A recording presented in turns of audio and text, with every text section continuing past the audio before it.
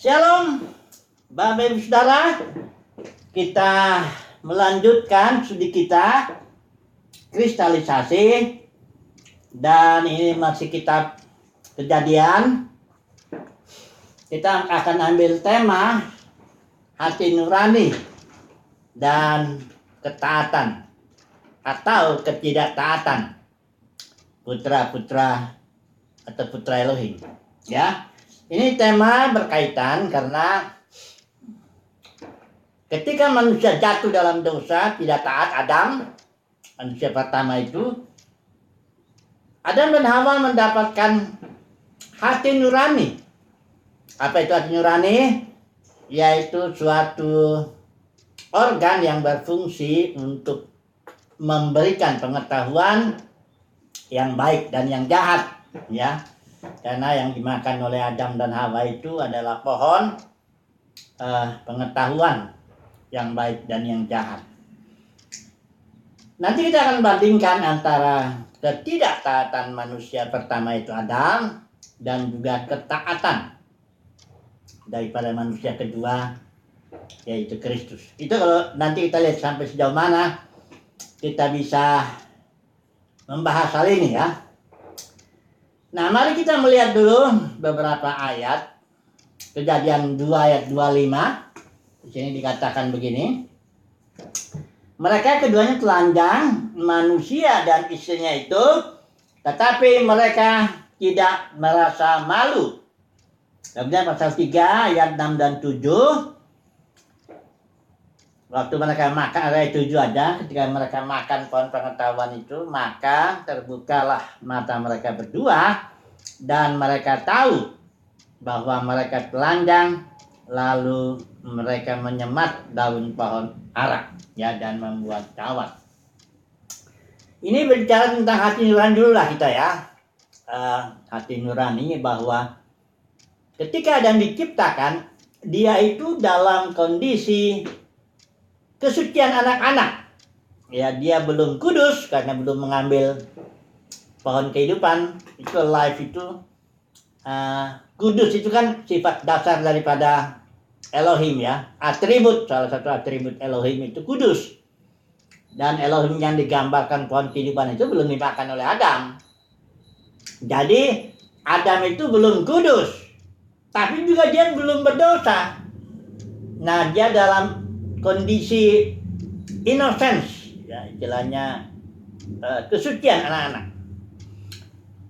Kemudian ketika Adam makan, dia tidak taat dan makan buah pohon pengetahuan, maka di ayat yang kita baca tadi, Adam jadi tahu bahwa dia telanjang, dan juga dia jadi rasa malu karena dia tahu bahwa telanjang itu tidak baik. Itu akibatnya makan pohon itu. Makan buahnya itu. Artinya dia mendapatkan hati nurani.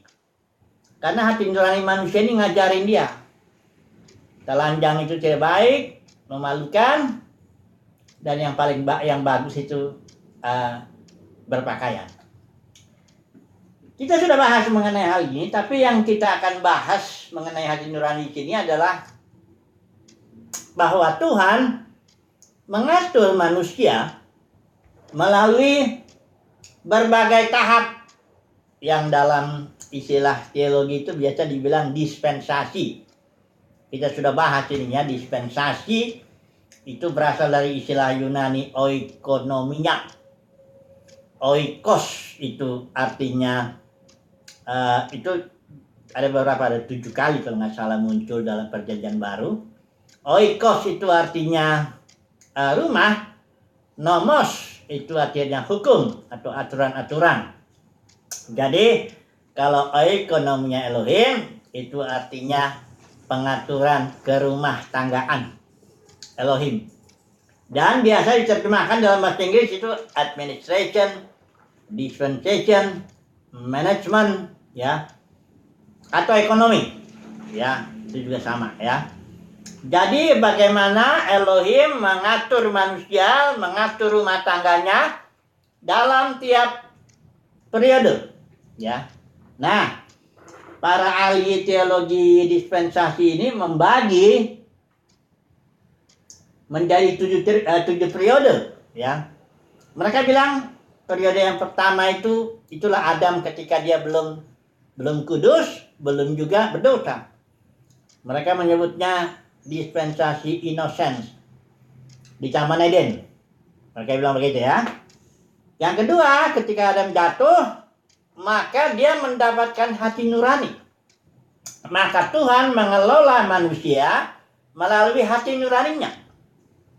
Ya, yang tadi pertama melalui kondisi innocence-nya, Tuhan mengatur Adam dan Hawa di Taman Eden. Kemudian ketika Adam dan Hawa jatuh, maka Tuhan mengatur manusia itu melalui hati nuraninya, yang akan mengajari manusia baik ataupun jahat, benar atau salah, ya. Kemudian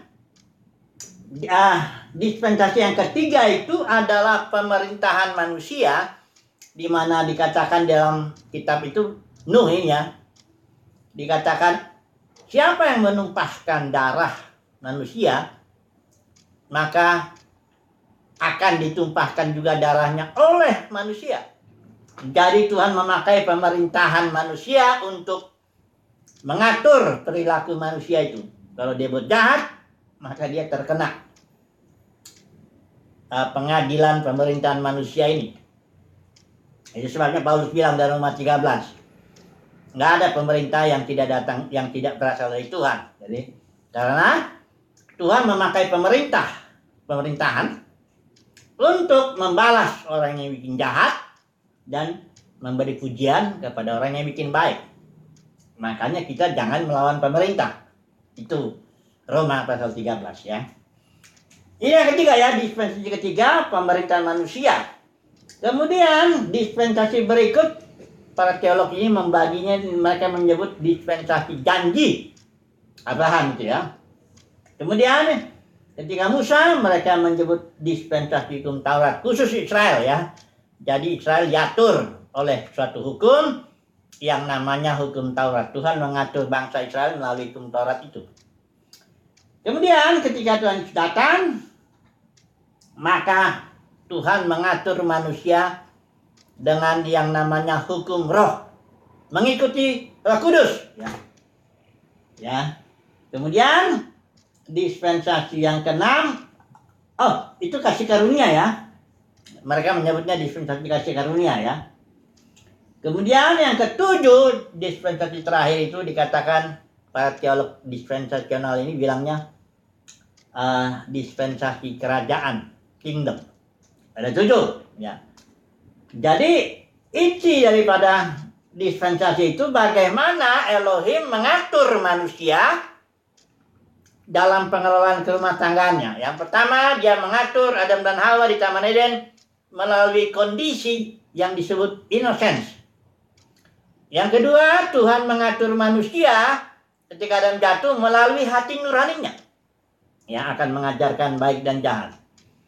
Yang ketiga, di zaman Nuh itu Tuhan mengatur manusia melalui pemerintahan manusia, ya. Kemudian ketika ada janji Abraham, Tuhan mengatur Abraham, Ishak, Yakub dengan suatu janji, begitu, ya. Firman janji mengelolanya itu, ya, bapak leluhur Israel itu.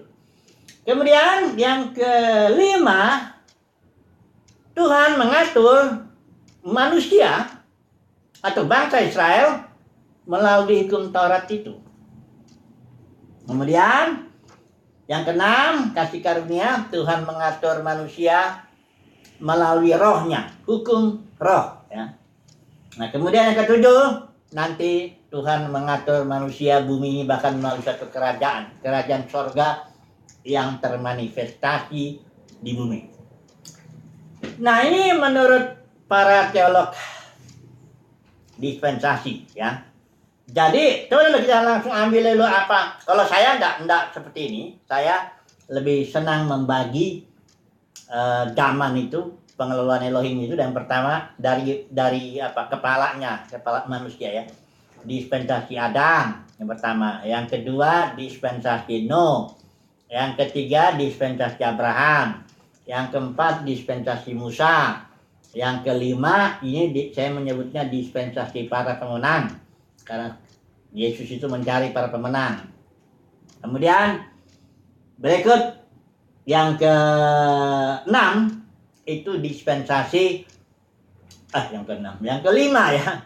Adam, Nuh, Abraham, Musa. Nah, baru sini dispensasi para pemenang. Yang kelima itu 2, 3 Adam ya, terus Nuh, kemudian Abraham, kemudian Musa, dan yang ini yang kelima ini para pemenang. Yang keenam itu kingdom, yang ketujuh langit dan bumi yang baru. Ya. Nah, sekarang yang mau kita aplikasikan dalam hidup kita lah ya. Karena begini, saat ini Tuhan mengelola kita, mengelola manusia umat pilihannya melalui suatu hukum yang namanya hukum roh. Nanti kita akan baca nih, barang siapa yang mengikuti mentaati Roh Kudus, dia itu disebut putra Elohim. Jadi di dalam dispensasi ini Tuhan mengatur kita umat pilihannya melalui aturan atau hukum roh. Enggak lagi hukum Taurat, enggak lagi hati nurani, tidak ya, tapi hukum roh ya.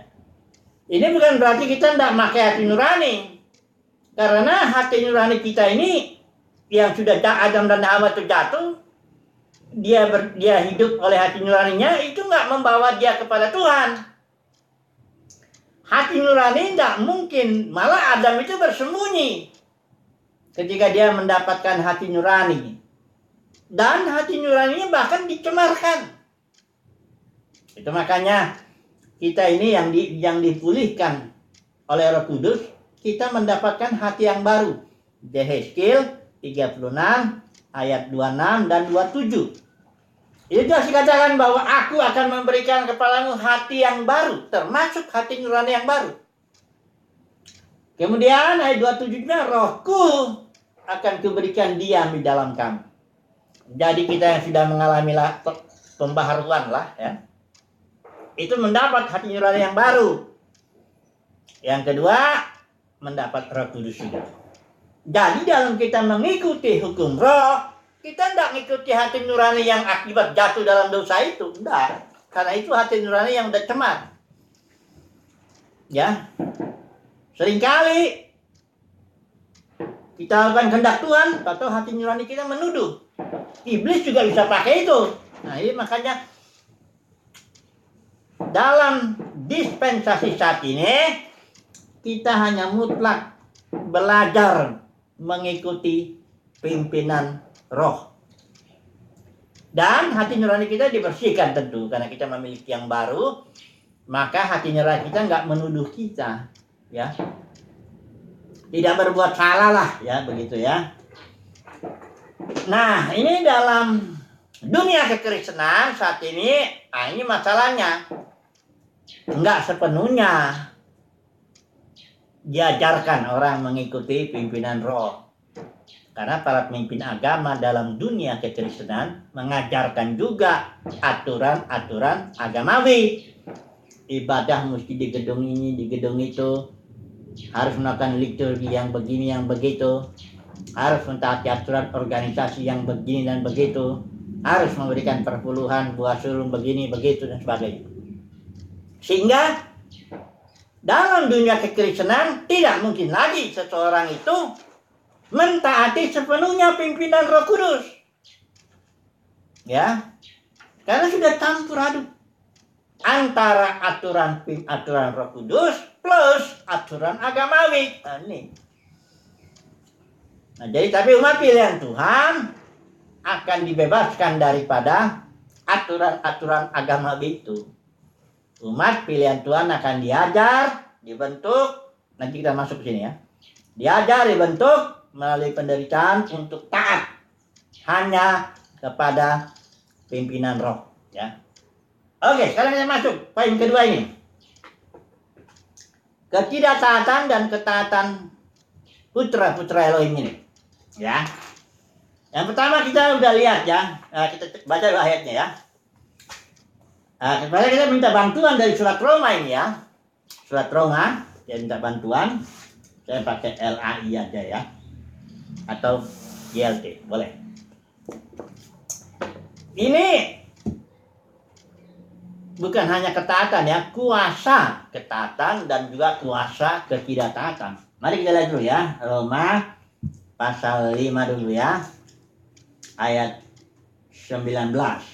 Ya, Roma pasal 5, ini tadi terkait ya dengan nanti yang di atas itu, kita ambil kesimpulannya. Roma 5 ayat 19. Coba saya bacakan dulu ya. Begini. Sebab sama seperti melalui ketidaktaatan satu orang, ini maksud Adam, banyak orang telah dinyatakan berdosa. Demikian pula melalui ketaatan satu orang, banyak orang akan dinyatakan benar. Kalau kita melihat konteksnya nih, ini bukan istilah banyak orang itu artinya semua orang.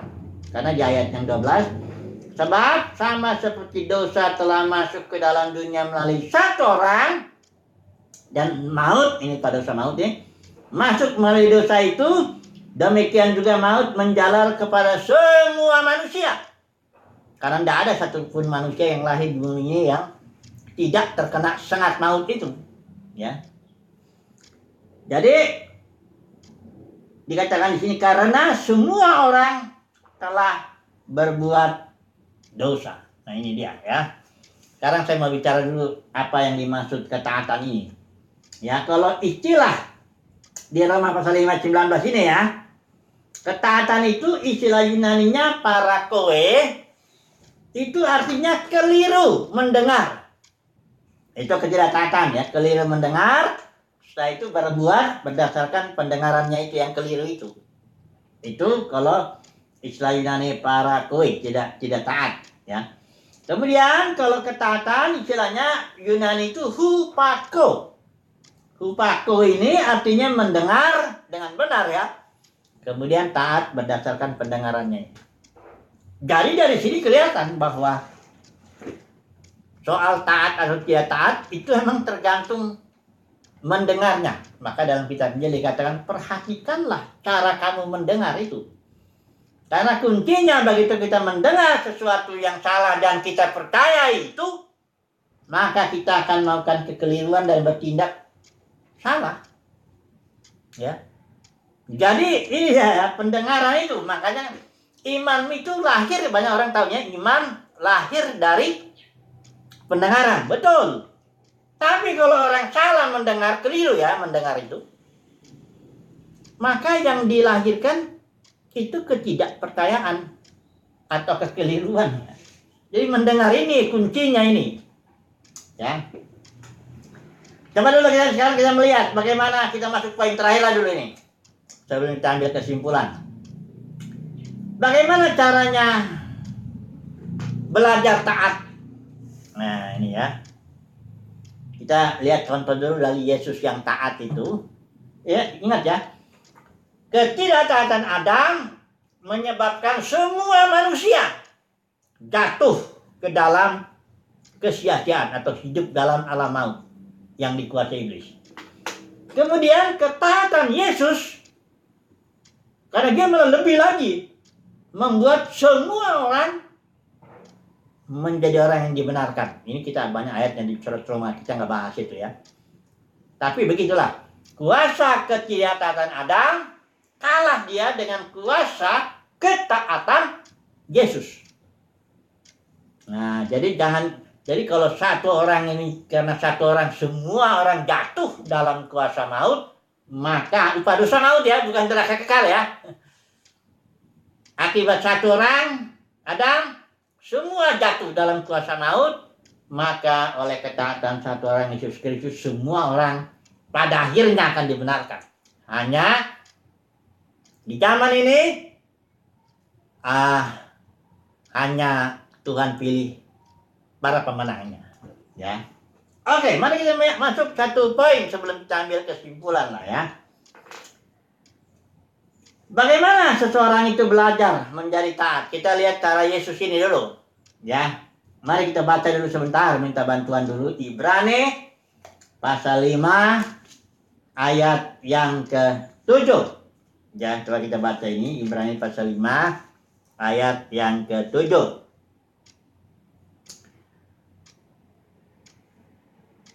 Ayat 8 aja. Sekalipun dengan menjadi seorang putra, dia telah belajar melalui apa yang pernah dia derita, ketaatan. Jadi artinya Yesus belajar ketaatan dari penderitaannya itu. Dan ketaatan Yesus yang paling puncak itu dinyatakan ketika dalam pergumulan di Taman Getsemani. Di sana Yesus disuruh pilih antara cawan, penderitaan, dan kehendak Bapa. Yesus dengan tegas memilih kehendak Bapa. Dia bilang, jangan kehendakku Bapa, tapi kehendakmu lah yang jadi. Cuma pada waktu doa pertama itu Yesus belum jelas apakah cawan ini adalah kehendak Bapa. Itulah makanya dia berdoa, sekiranya mungkin biarlah cawan penderitaan ini, salib maksudnya, lalu daripadaku, tapi jangan kehendakku. Ya. Kemudian doa yang kedua, belum jelas juga. Yesus berdoa lagi.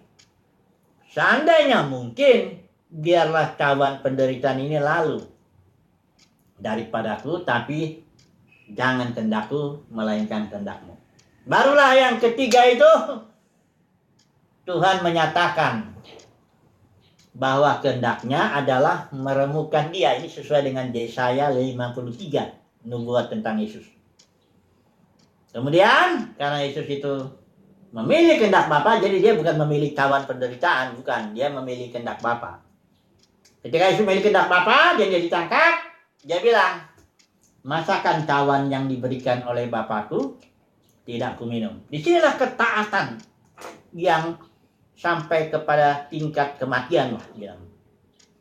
Ketaatan sempurna Yesus itu diungkapkan ketika di Taman Getsemani.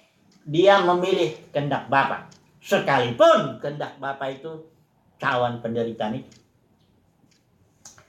Nah, bagaimana dengan kita? Ya, sebelum kita ambil kesimpulan lagi, saudara dan saya, kita tidak bisa menjadi taat tanpa melalui pembentukan yang namanya penderitaan. Sedangkan anak domba Elohim aja yang tidak berdosa itu, dia belajar taat dari penderitaannya, apalagi kita. Makanya di dalam Ulangan pasal 8 di situ dikatakan orang Israel itu dibentuk melalui padang gurun itu untuk mengetes apa sih sebenarnya yang ada dalam hati mereka itu, apakah mereka mentaati Tuhan atau tidak. Caranya bagaimana? Dengan penderitaan padang gurun itu. Kalau saudara dan saya nggak dikasih penderitaan ya, jangan cari ya, nggak usah cari.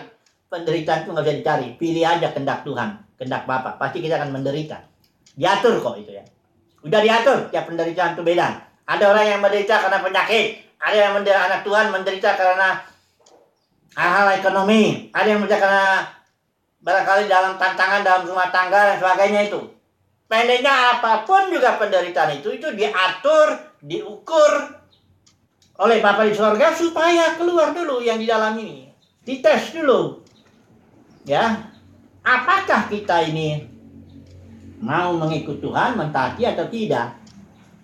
Ya. Kalau kita mendapat kasih karunia, tentu kita akan memilih ketaatan. Tapi itu belajar, tidak bisa langsung. Saudara dan saya lahir ke dunia ini tidak langsung menjadi manusia taat. Justru kita datang ke dunia ini dengan manusia kedagingan ya. Makanya anak kecil tidak perlu diajar untuk bikin bohong, untuk mencuri makanan, tidak perlu diajar dia. Dia perlu belajar kalau mau taat, dia perlu belajar. Tapi kalau mencuri, berbohong, atau bikin macam-macam, tidak perlu diajar ya. Karena memang dasarnya udah begitu. Jadi kita sekalipun memang kita harus penderitaan, maka belajarlah menerima penderitaan sebagai bentuk disiplin. suatu bentuk yang Tuhan pakai untuk membuat kita taat. Karena apapun kita dibicarakan, biar kita bilang iman, iya betul iman, tapi ekspresinya mesti taat. Terus dia bilang kasih, biarpun kasih kalau nggak ada bukti ketaatan gimana? Nggak mungkin. Ada yang bilang saya berpengharapan, kalau nggak ada ekspresi ketaatan juga nggak mungkin lah ngomong-ngomong iman, pengharapan, kasih, nggak ada gunanya. Kecuali saudara dan saya belajar mengekspresikan semuanya itu, iman, pengharapan, kasih itu dengan ketaatan. Dan tanpa penderitaan kita tidak bisa menjadi taat, tidak bisa. Pengalaman membuktikan, firman Tuhan pun membuktikan. Kesimpulannya bagaimana? Kesimpulannya, ya belajarlah menerima penderitaan itu dengan rela hati lah. Penderitaan itu bisa datang dari mana aja, tapi belajarlah bersabar, belajarlah menerima supaya kita bisa taat nantinya, ya. Supaya bisa taat. Kalau sudah taat, puji Tuhan.